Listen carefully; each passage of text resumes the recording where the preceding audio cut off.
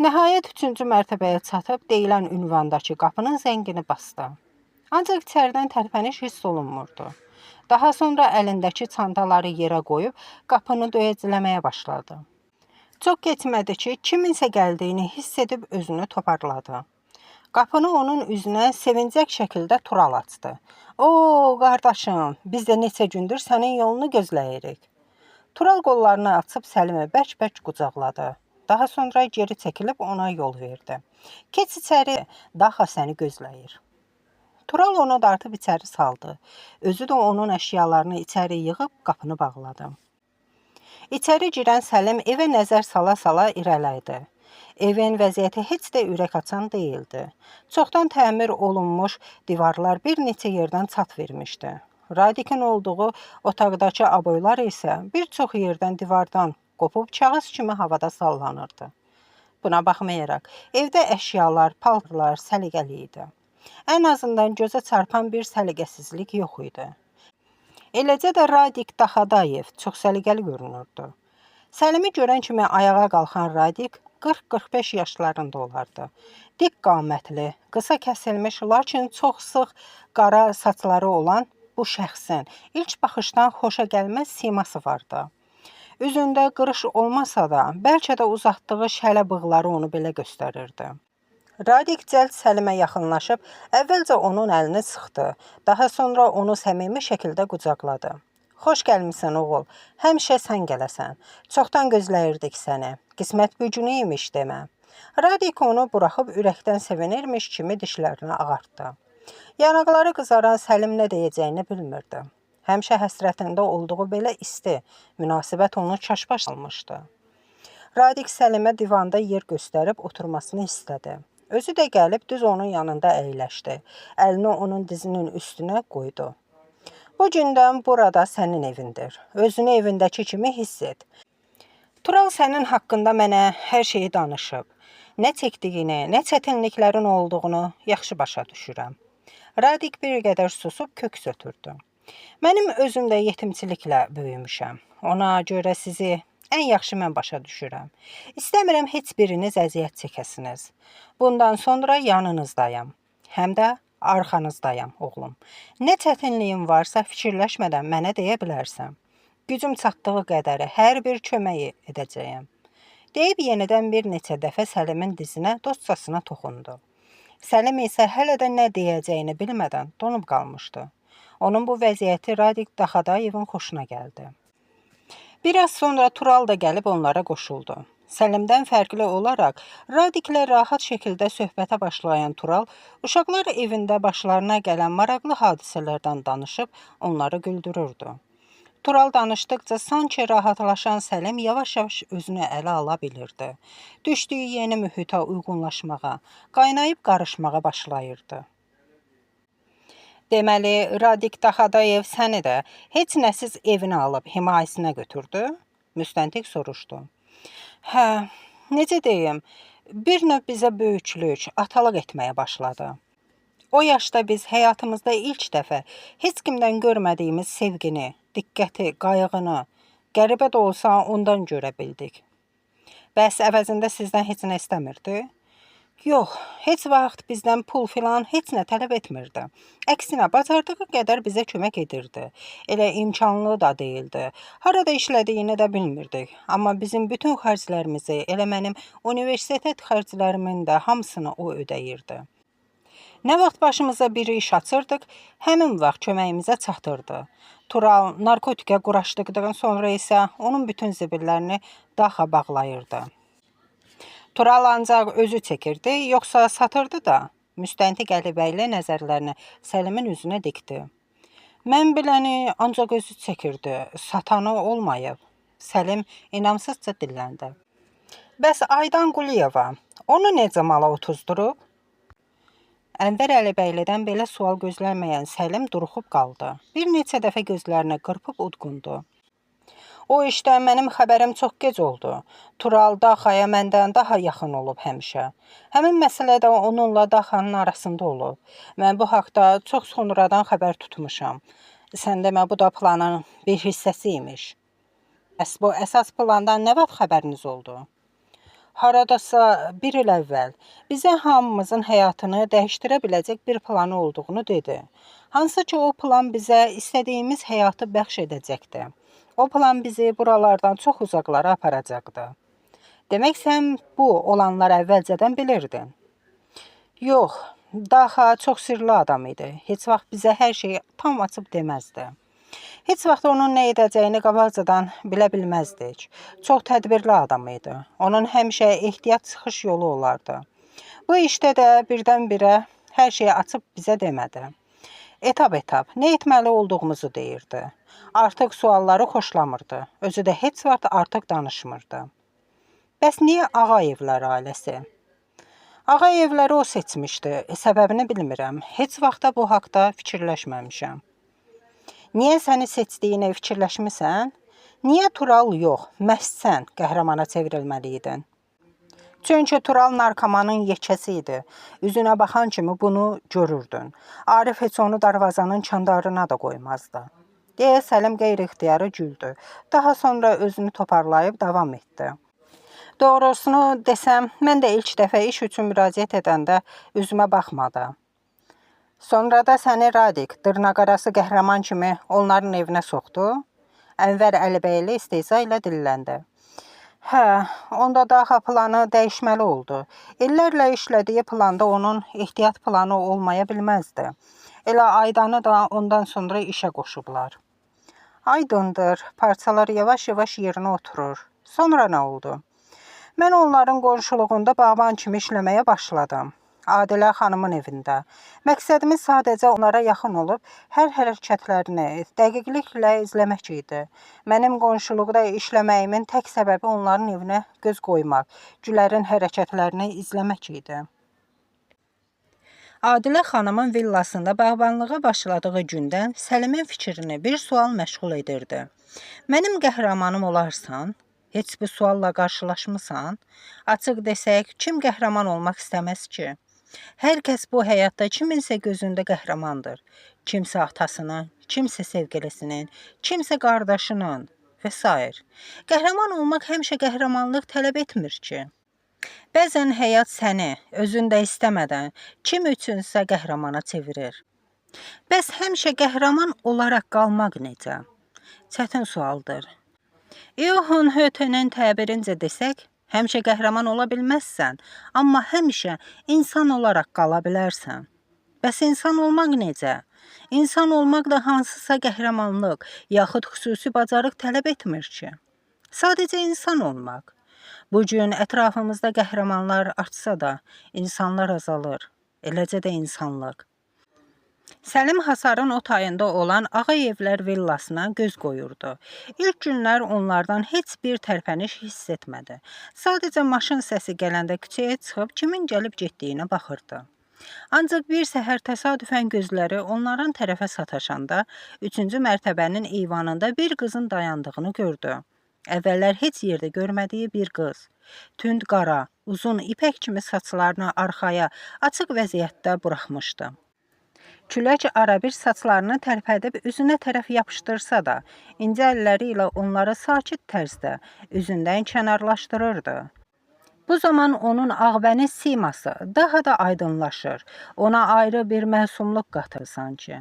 Amma balaca dodaqlarını büzməsindən hiss olunurdu ki, nədənsə narazıdır. Çox keçmədi ki, aşağıda kimsə göründü və buna cavab olaraq özünə məxsus tərzdə qollarını sinəsində çarpazlayıb aşağıya tərəf göz süzdürdü. Sanki kiməsə ondan narazı olduğunu göstərmək istəyirdi. Ancaq digər həyətdən Səlimin onu ağzı açıq şəkildə izləməsindən xəbərsiz idi. Başını yuxarı qaldıranda bir anlıq digər həyətdə hansısa işçinin ona tərəf baxdığını gördü. Səlim onun heç diqqətini də çəkmirdi. Onsuz da kefi yerində deyildi. Üstəlik onun bu vəziyyətinə kiminsə tamaşa etdiyini görüb, daha da əsəbi tərzdə ufuldayaraq cəhd döndü və içəri girdi. Arxasınca da qapını bərk çırpdı. Onun bu hərəkətindən sonra Səlim özünə gəlir. Gözlərini qırpmağa başlayır. Bir neçə dəfə də qeyri-ixtiyarı utqunur. Görəsən Gülər budur? Həqiqətən o qız bu ola bilər. kimi fikirlər beynində dövran etməyə başlayır. Həmin gün axşama kimi onların eyvanına baxsa da heç kimi görmür. Eləcə də növbəti günlərdə. Səlim həmin ürkək baxışlı simanı bir də görməyə çalışsa da bütün cəhdləri uğursuz olur. Sadəcə Radik Daxadeyevlə həmin gördüyü qızın Gülər olmasını fikrini təsdiq edə bilir. Bir də 15 gündən sonra günortaya yaxın Ağayevlərin darvazası açılandan sonra maşında tək çıxan qızın Gülər olduğunu və həmin gecə də onlar Gülər Ağayevanın maşınının qarşısını kəsərək ona qarşı uydurma quldurluq etdilər. Hə, mən Daxaya xəbər verəndən sonra o mənə nə etməli olduğumu, onları harada və nə vaxt gözləməliyəm kimi dəqiqliklə bildirdi. Demək sən Ağayevlərin qəhrəmanına çevrilmək üçün bıçaqlanmağı belə gözə aldın? Əslinə qalsa yox, plana görə onlar məni əməlli başlı əzişdirməli idilər. Buna baxmayaraq mən Güləri onların əlindən alıb onunla bir yerdə evlərinə getməli idim. Amma Arif Ağayev kimi bir adam sadəcə bir-iki yumruq yemisən deyə sənin villasının qapılarını açmaya da bilərdi. Ənvər Əlibəyli onun fikrini tamamlayırmış kimi dedi. Yəqin ki, hə, Daxa yenə də işini şansa buraxmaq istəməyib deyə. Səlim duruxub dayanır. Sanki olanları yenidən gözünün önündə canlandırır. Mən bıçağı görən kimi donub qaldım. Nə baş verdiyini, məni necə bıçaqladığını, elə ondan sonra da olanları xatırlamıram. Ayılanda artıq xəstəxanadaydıq. Həmin gecə Daxa mənə zəng edib, heç bıçaq söhbətinə belə toxunmadan, heç nə olmamış kimi hər şeyin yolunda getdiyini söylədi. Növbəti işimin onların evinə girməyim üçün bəhanə axtarmağımın, nə yolla olursa olsun onların evinə yol tapmalı olduğumu bildirdi. Daxa mənə çox vaxt konkret iş deyirdi. Bunu necə edəcəyimi izah etmirdi. Səncə niyə? Niyə o sənə bu qədər güvənirdi? Sənin bu işi bacaracağına inanırdı. Müstəntiq Səlimin sözünü kəsərək dedi. Məncə o düz adamı seçdiyini bilirdi. Çünki məndə insanların qıllığına girmək üçün hər bacarıq var. Öz üzümdə görünən məsumluğumdan, eləcə də şirin dilimdə məharətlə istifadə edib hər kəsi inandıra bilirəm. Bəlkə də Daxa məni bu bacarığıma görə yanında saxlamışdı. Bəs Güləri özünə aşiq eləməyin necə? O da planın bir hissəsi idi. Qətiyyən, Daxa məndən heç vaxt belə bir şey istəməyib. Onun tək istədiyi mənim onlara yaxın olmağım və hamısının etibarını qazanmağım olub. Gülərə aşiq olmaq mənim səhvimdir. Səlim başını aşağı dikib dayanır. Müstəntiq Əlibəyli ağzını doldurub, nəysə demək istəsə də demir. Səlimin özünün sözə davam etməsini gözləyir. Səlim gözləri dolmuş şəkildə astaca başını qaldırıb bir neçə dəfə utqunur. Onu ilk görəndə, ilk dəfə göz-gözə gələndən, nəfəsini duyub saçını sığalladığım andan ona aşiq olduğumu hiss elədim. Amma öz-özümə qəbullanmağım çətin idi. Daxa ilə hər görüşdə, mənə hər zəng edəndə orada nəyə görə olduğumu və nə etməli olduğumu mənə bir daha xatırladırdı. Mənim işim villaya yol tapdıqdan sonra artıq banka yol açmaq idi və buna görə də artıq bacardığım qədər Arifin ətrafında fırlanıb, öz bacarıqlarımı ona göstərmək, onun gözündə yüksəlmək idi. Ancaq Gülərə qarşı olan sevgin də ölmürdü. Müstəntiq sakit tərzdə dedi və daha sonra əlavə etdi. Gülər Ağayevanı sevdiyini mərhumun özünə etiraf etmişdin? Mən axır vaxtları özümü idarə edə bilmədiyimi hiss etmişdim. Ona görə Gülərdən bacardıqca uzaq durmağa çalışırdım. Fikrimi ancaq Daxanın mənə verdiyi tapşırıqlara yönəldirdim. Bu işgüzarlığım öz bəhrəsini də verdi. 2 ay keçməmiş Arif məni öz bankı ilə tanışlığa apardı. Əvvəlcə stajyor kimi işə başladım. Daha sonra isə mühafizəçi kimi. İşə bax sən. Həqiqətən də səndəki bu bacarığa heyran qaldım. Ənvər Əlibəyli Səlimi daha da danışmağa sövq etmək üçün bunu qəsdən dedi. Səlim də onun bu istehzalı sözlərini başa düşər tərzdə onun gözlərinin içinə baxdı. Daha sonra başını yelləyib nəzərini başqa yerə dikdi. Bilirsiniz, mən sadəcə olan bitənləri indi anlayıram. Daxa həddən artıq çox ağıllı adam idi. Hər şeyi çox uzun müddət əvvəldən hazırlamışdı. Bir növ məni yanında bu iş üçün yetişdirmişdi. Nəyi nəzərdə tutursan? Müstəntiq maraqla soruşdu. Daxanın yanında yaşamağa başladığımdan bəri o həmişə məni mühafizə sahəsinə yönəltmişdi. Hər zaman təhlükəsizlik işləri, kameralarla işləmək, nəzarətlə bağlı işlərə marağı vardı. Məni də bu işlərə yönəldirdi. Universiteti bitirər-bitirməz əvvəlcə binada mühafizəçi kimi, əsgərlikdən gəldikdən sonra isə böyük marketlərin birində mühafizədə işə düzəldməyə köməklik olmuşdu.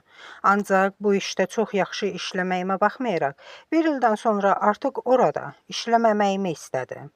Əclafa baxsan, müstəntiq bu sözündən sonra araya bir müddət sükut çökdü. Səlim əlləri arasında başını alaraq bir nöqtəyə baxaraq dayanır.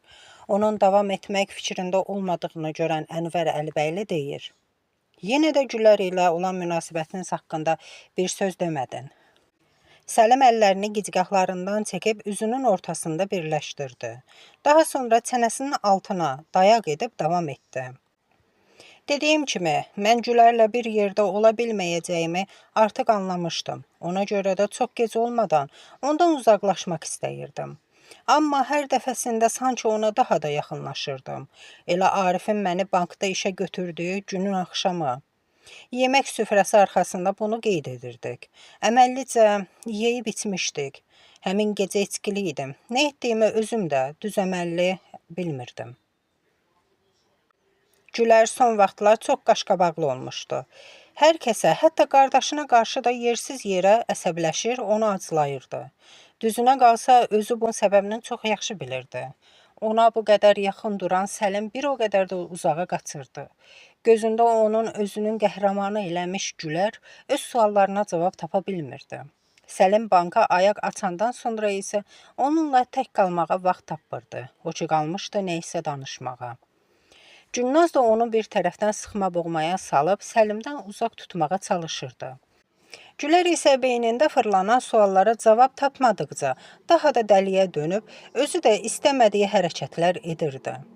Görəsən o səhv adamı seçib? Bəlkə də heç Səlim onun axtardığı adam deyil. Onun qəhrəmanı Səlim kimi biri ola bilməzdi.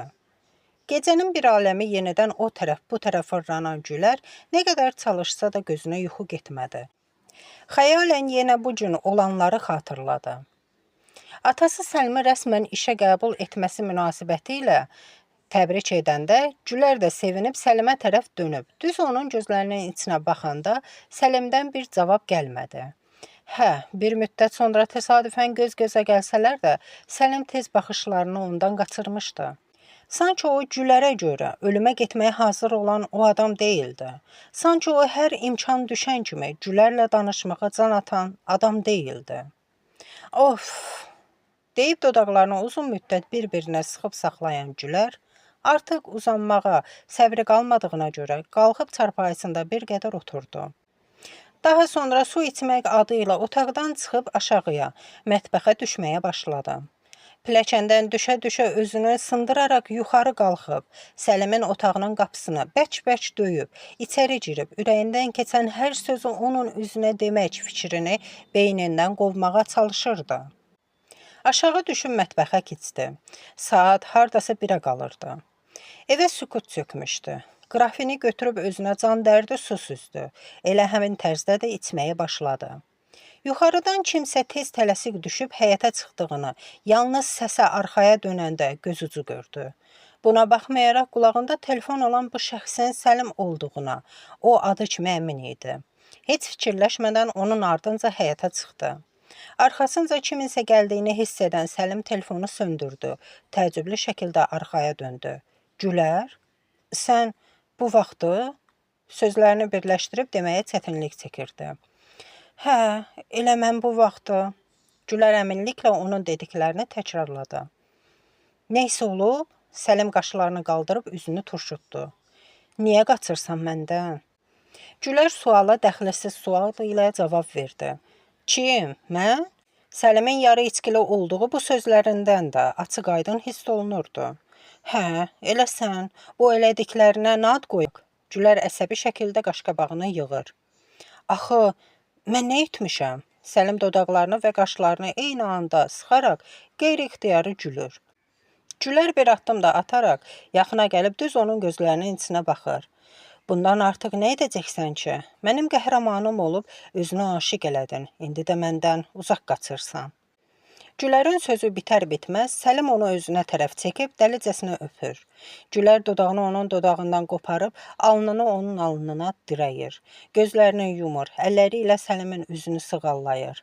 Səlim, bir dəfə mənim qəhrəmanım olmusan. Olar ki, həmişə ilə qalasan? Səlim asta-asta əlini Gülərin dodağına toxundurub onu sakitləşdirdi. Sss, mən qəhrəman deyil, sadəcə sənə çarəsizcə aşiq biriyəm, deyərək onu bərk-bərk qucaqlayır. Sevginin gücünə baxsan, elə düz deyiblər, sevgi həddindən artıq çox olanda amansız olur. Bunu deyib Ənvər Əlibəyli, dünəndən aldığı, amma oxuyub başa çıxmağa vaxt tapmadığı, məhkəmə tibb ekspertizasının rəyini götürüb oxumağa davam edir. Ekspertizanın rəyinə əsasən, Ağayev Arif Raufoğlunun ölümünə səbəb alnından aldığı güllə yarası olub. Eləcə də Ağayeva Gülər, Arif qızının ölümünə səbəb onun döş qəfəsindən, yəni düz ürəyindən aldığı güllə yarası olub. Müstəntiq məyusluqla başını yelləyib oxumağa ara verdi. Qaşlarını qaldırıb altdan yuxarı Səlimə baxdı. Sevirdin, hə? Demək sevgi budur, hə? Yoxsa bunu da daxı edib deyəcəksən. O öldürüb, hə? Səlim başını aşağı dikir. Yox. Səlimin bu təsdiq cavabı müstəntiqi sanki bir qədər sakitləşdirir. Ekspert rəyinə bir qədər də göz gəzdirir. Maraqlı nəsə rast gəldiyini anlayan tərzdə yenidən bərkdən danışmağı başlayır. Maraqlıdır, Gülərin sağ çiynindən də güllə yarası aldığı burada qeyd edilir. Daha maraqlısı da odur ki, Arifin ölümünə səbəb alnından aldığı güllə ilə Gülərin ölümünə səbəb olan ürəyindən aldığı güllə sənin üzərində aşkarlanan Makarov tipli tapancaya məxsusdur. Amma qızın sağ çiynindən çıxarılan güllə isə Radikin tapancasına məxsus imiş. Ənvər Əlibəyli əsəbdən dodaqlarını gəmirməyə başlayır. Əclaflar, demək qızı birdən-birə öldürmək istəməmisiniz, hə? Tədricən əzab çəkməsini istəyirdiniz? Müstəntiqin bu sözləri Səlimin ürəyinə qılınc kimi sancıldı sanki. Qandallı əllərini stolun üstünə çırparaq baxışlarını Ənvər Əlibəyliyə dikdi. Yox, yox, deyə bağırdı. Müstəntiq onun bu bağırtısına daha yüksək səslə cavab verdi. Nə yox? Əclaf, durub burada mənə özünü yazıq, sakit Radikin oyununa gedən qurban kimi göstərmə. Elə bilirsən Radik gəbərib deyə bütün günahları onun üstünə yıxacaqsan? Sən də süddən çıxmış ağ qaşıqsan? Gülərə vurulan saf aşiq rolunu oynayacaqsan? Pula görə bir ailəni paramparça edib sonradan mən öldürməmişəm deyib mənə nağıl danışırsan. Yox, mən öldürməmişəm, mən öldürə bilməzdim. Yox, mən istəsəydim də bacarmazdım. Mən ona görə hər şey edərdim. Amma onu öldürəm. Heç onun bir telinə belə toxuna bilməzdim. Sənin bu vaxta qədər müstəntiqin görmədiyi həyəcan və çılğınlıqla bağırırdı. Sözünü bitirənə yaxın səs tonu yenidən əvvəlki kimi zəiflədi və tədricən tam batdı. Bu hərəkətlərindən sonra müstəntiq daha onun üstünə getmədi. Sakitləşməsini gözlədi. Amma hələ də öz beynindəki bütün suallara cavab tapa bilməmişdi deyə hirsini boğa bilmirdi. Hövsələsi get-gedə daha da daralırdı. Qapı döyüldü və qapını açıb içəri göz gəzdirən nəzarətçinin baxışları Ənvər Əlibəyli ilə qarşılaşdı. Cəd hərbi salam verib dedi. Cənab mayor, hər şey qaydasındadır? Hə, nə olmuşdu ki? Müstəntiq təəccüblə soruşdu. Belə heç nə, amma artıq 6-7 saatdır içərdəsiniz deyə narahat oldum. Yeməyə də çıxmadınız. Lazımdırsa nəsə sifariş edim. Nəzarətçi nəzakətlə dedi. Ənvər Əlibəyli qolundakı saatına baxdı. Həqiqətən də saat 6-ya işləyirdi. Bu qədər vaxtın necə keçdiyini özü də heç hiss etməyib. Yenidən üzünü nəzarətçiyə tutub başı ilə təşəkkür edirmiş kimi yellədi. Çox sağ olun, heç nə ehtiyac yoxdur. Nəsə lazım olsa özüm xəbər edəcəm. Onun bu sözlərinə qarşılıq olaraq nəzarətçi də başı ilə təsdiq edib qapını örtdü. Müstəntiq cibindən daha bir siqaret çıxarmaq istədi, amma qutu artıq boş idi. Qutunu stolun üstünə atdı. Daha sonra əli ilə qutunu ovucunun içi ilə əzdi. Onun bu hərəkətlərini həmişəki kimi vecsiz olaraq izləyən Səlim heç bir şey demədi. Ənvər Əlibəyli öskürüb yenidən səsini qaldırdı. Deməli belə, bəs niyə 22 iyul 2020-ci il? Niyə o günü seçmişdiniz banka basqın etmək üçün? 22 iyul Muradın doğum günü idi. Həmin vaxtı fikirləşib tapmaq üçün çox əziyyət çəkdik. Bu vaxta kimi hər şey plan üzrə gedirdi. 6 aya yaxın çəkdiyimiz əziyyəti puç eləməmək üçün ən uğurlu gün o gün idi. Bunu da Radik fikirləşmişdi. Mən Ariflə danışıb o günü üçün böyük qonaqlıq düzəltmək istədiyimi ona bildirmişdim. Oğlunu göz bəbəyi kimi sevən Arif yola gətirmək elə də çətin olmadı. Çətini bank işçiləri ilə idi. Arif bankı öz başına buraxıb çıxıb evə getmək istəməzdi. Çox çətinliklə danışıb razılaşdıq ki, həmin gün günortaya kimi iş olsun. Günortadan sonra hamıya istirahət veriləcəkdi. Bankın 22 iyul günortaya kimi çalışdığını internet üzərindən də cəmaata çatdırdıq. Bir sözlə, bizim hesablamalarımıza görə həmin günü günortadan sonra bankda vur-tut 5-10 nəfər olacaqdı. O da ən çoxu. Mühafizənin işçilərini də həmin gün gecəyə kimi özüm qeyri-qanuni icazə verib göndərmişdim. Bəs günün günorta çağı bankı soyduz deyək. Sonra neynəyəcəkdiniz? Hara qaçacaqdınız? Bunu heç fikirləşmişdiniz? Ənvər Əlibəyli ciddi şəkildə soruşdu. Hə, mən artıq banka basqın edəcəyimiz barədə eşidəndə bu sualla Radikin üstünə getdim.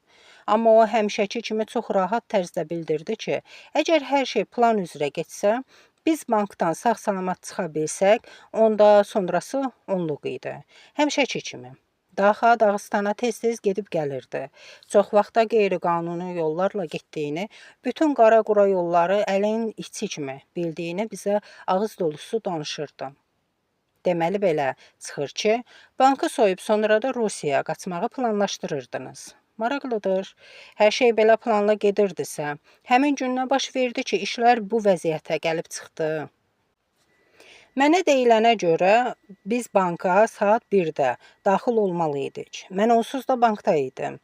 Onları şübhə çəkmədən içəri salmalıydım və mənim otağımda maskalanıb işə başlamalıydık. Daha bankda olanları silahla qorxudub bir otağa yığıb əl-qolunu bağlamalıydı. Turalla mən də pulları yığıb sakitcə oradan çıxmalıydıq. Heç kimin burnu belə qanamamalıydı. Bəs nə oldu? Ənvər Əlibəyli marağını cilovlaya bilmədi. Həmin gün saat 1 olmasına baxmayaraq Arif otağından çıxmamışdı. İşinin uzandığını deyib məni evə göndərib özünün 1 saata gələcəyini bildirdi. Yəni sizin bütün planlarınızı alt-üst edən Arif Ağayev oldu? Yox, o deyil, Gülər. Həmin gün, həmin vaxt mən onun banka gələ biləcəyini heç gözləmirdim və həmin andan bütün planlarımız alt-üst oldu. 22 iyul 2020-ci il. Səhər Murad tez tələsik yerindən qalxıb aşağı düşür. Hamının yemək masası ətrafında əyləşib səhər yeməyini yediyini görür. Sanki heç kimin xəbəri yox imiş kimi bu gün Muradın ad günüdür. Murad təəccüblü şəkildə əvvəlcə bacısına yaxınlaşır. Gülər onun yanağını dartışdırıb üzündən öpür, amma heç bir təbrik etmir. Eləcə də atası, Gülnaz, super qəhrəmandan da səs çıxmır. Murad kessizcə başını aşağı dikib dayanır. Gülnaz söhbətə qarışıb Muradı əl-üzünü yuyub yeməyə gəlməsini deyir. Murad başını yelləyib iştahının olmadığını bildirir. Gülər onsuz da Muradı çoxdan şəhərə çıxarmaq istədiyini deyib atasından icazə alır. Arif də Camal onların har istəsə ora aparacağını deyib razılaşır. Gülər Muradı götürüb paltarını dəyişmək üçün yuxarı çıxarır. Onlar gedəndən sonra Gülnazı gülmək tutur. Digərlər də ona qoşulur. Hər şey hələ ki plan üzrə gedirdi. Gülərlə Murad, Ariflə də Səlim evdən eyni vaxtda çıxıb getdi. Çətin iş yenə də Gülnazla Leylanın üzərinə düşürdü ki, günortaya kimi evi ad günü partisinə hazırlasınlar, yeməkləri bişirib çatdırsınlar. Gülər Muradı ilk öncə əyləncə mərkəzinə aparıb orada bir qədər kefini açmağı bacarır. Sonra Muradı götürüb uşaq geyim mağazasına aparıb ona ən çox sevdiyi super qəhrəmanın yeni çıxan paltarını alır. Murad bu paltarda inadla qalmaq istədiyini bildirdikdə, paltarı onun əynindən çıxartmadan gəzməyə davam etdilər. Muradın heç cürə kefi açılmadığını görür. Ürəyi dözmür, hər şeyə açıb ona danışır. Günorta evdə böyük ad günü partisinin olacağını deyir. Sevincək olan Murad evə qayıtmaq istəyir. Gülər heç cürə onu sakitləşdirə bilmir. Evdə hər şeyin hazır olmadığını öyrənir. Muradın başını bir qədər də qatmaq üçün banka, atasının yanına getməyi fikirləşir. Həm də o atasının xasiyyətinə bələd idi. Bilirdi ki, gedib onları tələsdirməsə, işi buraxıb evə gedən deyil. Camalı gözləmədən taksi tutub birbaşa Arif banka gəlirlər. Onlar banka çatanda artıq saat 1 olardı. Gülər Muradı da götürüb sakitcə banka girir. Elə bu sakitçiliyin özü ona qəribə gəlir. Sonradan ağlına gəlir ki, axı bu gün işçilərə də istirahət veriblər. Girişdə dayanıb Muradı saxlayır. Üzünü ona döndərib dizi üstə aşağı əyilərək Murada deyir. Balaca super qəhrəman, sən qalx atanın yanına, mən də böyük super qəhrəmanı tapım, sonra bir yerdə evə gedərik. Olar? Yaxşı, Murad başı ilə təsdiq etdi. Daha sonra Gülər sol əlini havada açıb Muradın 5 vurması üçün ona tərəf uzatdı. Murad anında 5 vurub gülür. Daha sonra çevrilib sağ əlini irəli və yuxarı qaldırıb yumruğunu sıxıb super qəhrəmanlar kimi yuxarı qalxmağa başlayır. Onun ardınca bir qədər baxan Gülər daha sonra Səlimin otağı olan kameralara nəzarət və mühafizə xidməti otağına yol alır. Qapının aralı olması ona şübhələndirir. Qapını açıb içəri girir. Otaqda heç kim yox idi. Qəribədir, burada 24 saat mühafizəçi olmalı olduğu halda otaq tamam boş idi. Bir qədər irəli gəlib monitora nəzər yetirir. Gördüyü mənzərədən gözləri kəlləsinə çıxır. Əli ilə ağzını tutub donub qalır.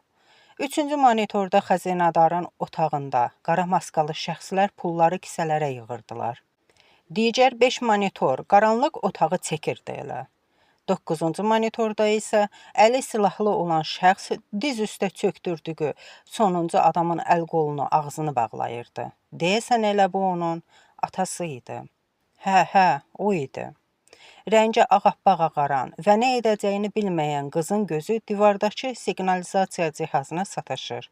Elə o anda nə etməli olduğu ağlına gəlir. Heç nə fikirləşmədən düyməni basır. Siqnalizasiyanın səsi aləmi götürür. Bu səsə ortalıqda çaxnaşma düşür. Gülər həmin anın şokundan bunu hiss etməsə də, 5-ci kamerada Muradın atasının otağının qarşısına çatdığını görür. Murad otağa girir və daha sonra çalan siqnalizasiya səsinə əlləri ilə qulaqlarını tutaraq stolun altına girir. Qaçaraq gəlib Güləri otaqda tutan qara maskalı şəxs siqnalizasiyanı söndürərək qışqırır. Ləccər, sən haradan çıxdın? Deyib qaçmaq istəyən qızın saçından tutub, sürüyə-sürüyə əl-əyağını bağladığı digər 7 nəfərin yanına gətirir, itələyib yerə yıxır. Pul kisələri çiyinlərində olan o biri 2 qara maskalı quldurda həmin otağa gəlib nə baş verdiyini öyrənir. Qızının da otağa gəldiyini görən Arif ayağa qalxıb ona tərəf gəlmək istəyir. Cəld silahı Arifin başına dirəyən qara maskalı bağırır. Cəhənnəm ol yerinə, yoxsa bu saat beynini dağıdaram, deyib qıza tərəf qayıdır. Gülərin əl-qolunu qaldırır, ağzını bağlayıb digərləri kimi yerə çöktürür. Biraz keçəndən sonra silahlı cinayətkarlardan biri qapıdan qayıdıb təlaşlı şəkildə qışqırır. Daha, polislər bankı mühasirəyə alıblar, içəri girəcəklər bu saat, biz batdıq. Daha deyilən şəxs əli ilə başının arxasına ovuşdura-ovuşdura dillənir. Hamısı bu it qızına görə oldu. O olmasaydı, biz buradan çoxdan əkilib getmişdik. Biraz duruxandan sonra davam edir. Onda B planına keçirik. Nə B planı? Deyirəm, polislər içəri girəcək bu saat. Dəliyə dönmüş qara maskalı şəxs bağırır. Daxı əlindəki silahı əvvəlcə dəliyə dönmüş şəkildə qıza tərəf, sonra göyə tuşlayıb 2 dəfə atəş açır. Get onlara de ki, əgər içəri girsələr, burada olanların hamısını ölmüş bilsinlər. Daxı özünə məxsus iyrəncliklə yenidən bağırır. Qara maskalı gedir. O biri tayı isə bayaqdan heç bir şey etmədən donub yerində qalır. Gözü ona sataşan Dağa əsəbinə ondan çıxır. Bəlkə tərpənəsən, o boş başını işlədəsən. Bütün bu zibillər sənə görə oldu elə. O biri qara maskalı geri gəlir. Yerində bir qərar tuta bilmədən o başa bu başa gedib gəlir. Daha sonra yenidən pəncərəyə yaxınlaşıb çölə baxır və gözləri yenidən kəlləsinə çıxır. Biz batdıq, çölə qoşun yeridiblər elə bil, deyib Daxaya tərəf döndü. Buradan çıxış yolu yoxdur, gəl yol yaxın ikən təslim olaq. Sən nə danışırsan? Daxı onun sözünü kəsir. Bizə sadəcə buradan sağ-salamat, pullarla çıxmaq lazımdır. Bütün qalan işlər artıq hazırdır. Daxa, axı onların xüsusi təyinatları içəri girməyə hazırlaşır. Yenidən pəncərədən baxan quldurun gözü kəlləsinə çıxır.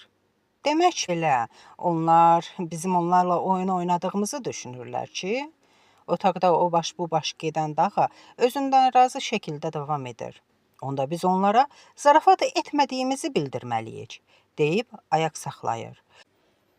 Üzünü dizi üstə çöktürdüyü, tir-tir əsən əsir işçilərə döndərir. Elə deyil, mənim əzizlərim, içinizdən bir nəfər könüllü lazımdır. Onlara göstərək ki, biz heç də burada dax-dax oynamırıq. Yersizcə dişlərini ağardır. Və o könüllümüz kim olacaq? Əlbəttə ki, gəminin kapitanı Arif müəllim. Deyib düz onun yanında, başının üstündə dayanıb silahı onun alnına dirəyir. Gözləri kəlləsinə çıxan Arif nə edəcəyini bilmir. Amma Daxa nədənsə tətiyi çəkmir. Fikrini dəyişir. Üzünü bayaqçı kimi kənarda donub qalan digər qara maskalı quldura tutaraq bağırır. Bura gəl. Özü də cəld. Onun sözlərini sözsüz yerinə yetirən quldur gəlib onun yanında durur. Daxa onun gözlərinin içinə baxıb deyir.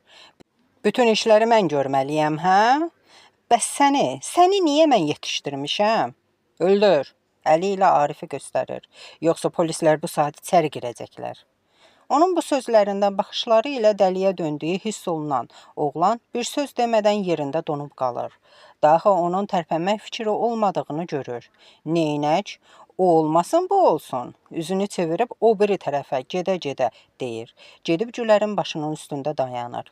Ya sən onu öldürəcəksən, ya da mən bunu, deyib iyrənc-iyrənc gülür. Gülər ağzı bağlı şəkildə inildəyir. Daxa silahı qaldırıb düz Gülərin başına tuşlayır. Özün seç, ya o, ya bu. Onun zarafat etmədiyini, hər an qızı öldürə biləcəyini dərk edən quldur, silahı əli əsə-əsə qaldırıb Arifin başına tuşlayır. Amma atəş açmır. Part səsinə gözü dönmüş şəkildə çevrilib Daxaya tərəf baxır. Daxa qızın sağ çiynindən vurur. Atəşin təsirində müvazinətini itirən qız yerə yıxılır. Ətrafdan da ağzı bağlı olsalar da dəliyə dönmüş əsirlərin nalələri hiss olunur. Silahı Gülərin başından çəkməyən Daxa deyir. Gələn dəfə bu qədər diqqətli olmayacam. Birbaşa onun başını partladacağam. Vur onu. Əclaf, sənə deyirəm vur. Dəliyə dönmüş quldur tez-tez burnundan nəfəs alıb verərək Arifin gözlərinin içinə baxır. Gözlərindən yaş süzülən Arif başı və gözü ilə vurulmağa razı olduğunu bildirir. Atəş açmağı ilə Arifin başının partlamağı, qanın ətrafa sıçramağı eyni vaxtda olur. Ətrafı yenə boğuq nalələr bürüyür. Daxa heç kimə fikir vermədən deyir. Afərin, afərin, axır ki bu peşənin də incəliklərini sənə öyrədə bildim. Deyib başını o biri qara maskalı quldura tutub davam edir. Bunu sürüyüb pilləkənlərdən çölə at və orada duranlara de ki, bir də içəri girməyi cəhd etsələr, digər 7 nəfəri də eyni aqibət gözləyir.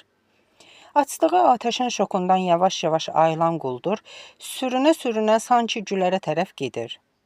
Özünə atılan güllənin şokundan ayılmayan qız gözünün qabağında atasının başının necə dağıldığını görür.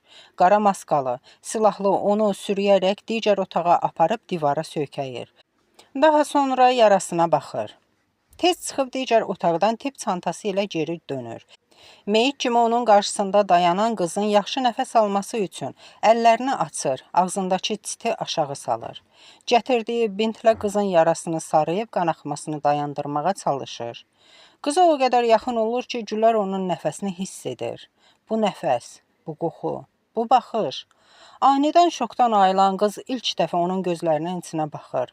Göz-gözə, nəfəs-nəfəsə gəldikləri bu anda Gülər əl ataraq onun başındakı çit maskanı çıxarıb atır. Səlim, Səlim, bu Səlimdir. Oh, Səlim, mənim qəhrəmanım olan Səlim. Səlim də eyni ilə onun kimi donub qalır. Gülərin sol əlli şilləsi ilə ayılır. Əclav, sən mənim atamı öldürdün. Əclav, necə əlin gəldi? Deyə bağıra-bağıra ağlamağa, Səlimi döyəcləməyə başladı. Onun bütün hərəkətlərinə Səlim müqavimətsiz olaraq dayanıb tamaşa edirdi. Səsi otağa gələn Daxa Səlimi Gülərin əllərindən alıb qızı geri sürüyüb atır. Əllərini yenidən bağlayır. Boynuna sürüşüb düşmüş çitlə yenidən onun ağzını bağlayır. Amma bu Güləri sakitləşdirmir. Ayaqlarını yerə döyə-döyə, ağzı bağlı olsa da bağıra-bağıra ağlayır. Səlimi çəkib otaqdan çıxaran Daxa ona təsəlli verən tərzdə əlini çiyninə qoyub deyir. Hər şey bitdi artıq Səlim, sən ən doğrusunu eləmisən. Tural polislərlə danışdı.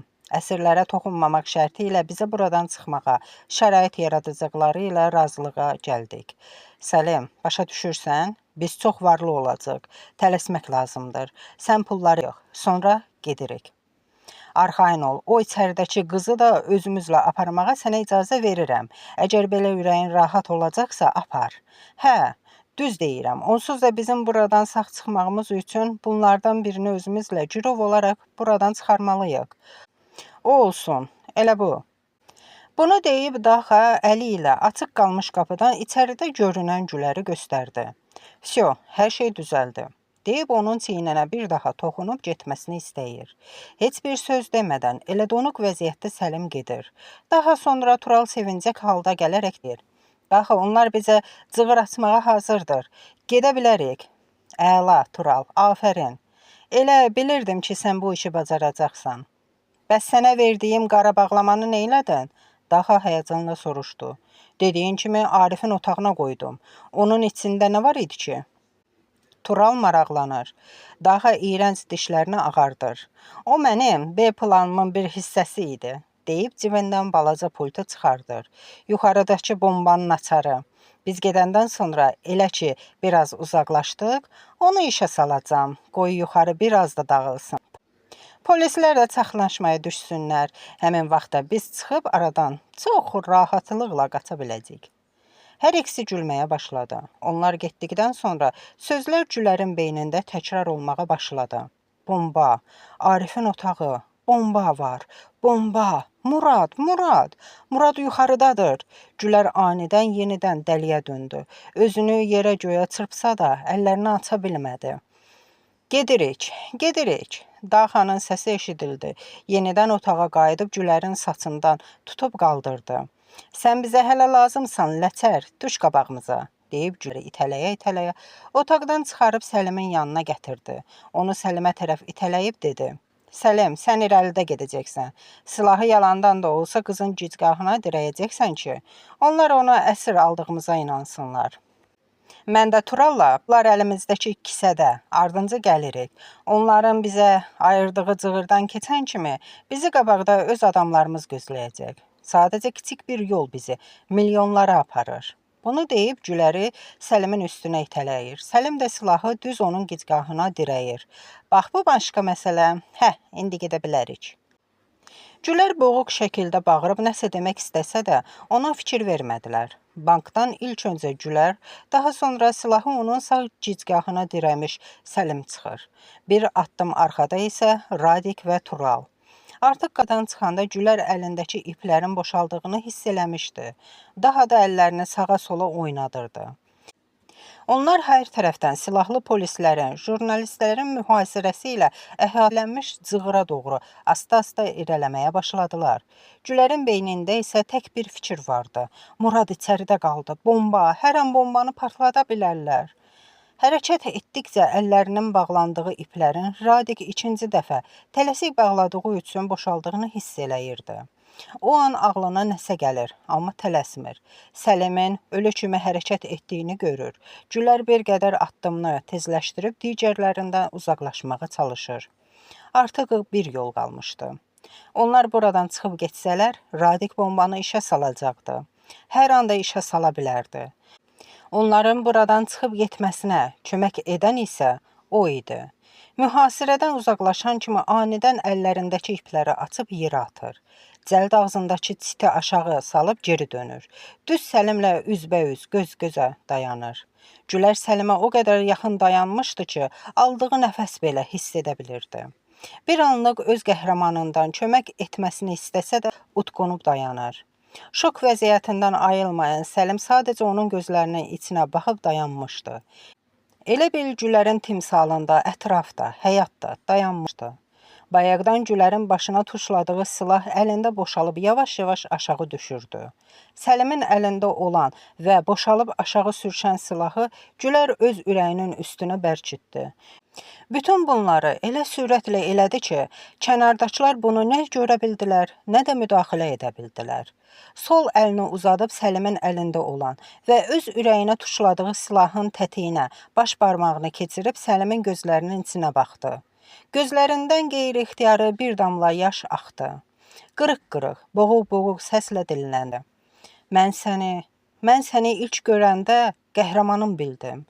Sən demə, mənim əcəlim olacaqmışsan.